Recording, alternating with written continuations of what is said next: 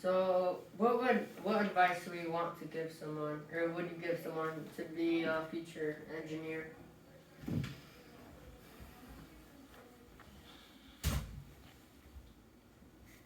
There's a couple of things. I think it's hard for me to say maybe one.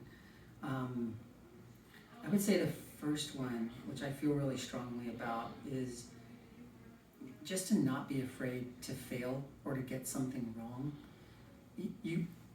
It's okay. I think a lot of times, like, we don't really know the outcome of a particular decision, whether it's pursuing a degree, whether it's doing a project, whatever it is, trying to run an ultra. like it's kind of iffy, whatever that is. But I think one key to happiness and exploration, and more importantly, growth in people, is just not being afraid to have that not work out, whatever that is. Even if it doesn't work out, even if you find out structural engineering is a miserable experience for me, that was a positive thing for me. I found out an area that I don't want to go in, a direction that I shouldn't go. So now I should be looking over here, and I eventually found something that I'm totally passionate about. And the second thing along those same lines is to always be checking in with how you're doing and your happiness level.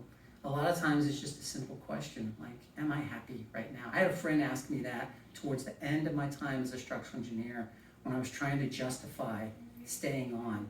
And I'm telling you, I wouldn't want to let it go. And he just looked at me, he's like, Kyle, man, like, are you happy? And the answer was no. It was that simple. The answer was no. But I was not paying attention to that simple question, like, are you happy? And keep checking in with yourself, because you deserve that. You deserve that happiness. You deserve to find things that give you the right balance in your life across the things all the things that you want to do in your life on a day-to-day basis, on a year-to-year basis. And find that interaction and make sure that that is working for you and aligns with your passions and your goals for your own life. And it sounds simple, but I have found that it's sometimes really difficult to make that realization and to do something about it. So those are my two, I think, big key pieces.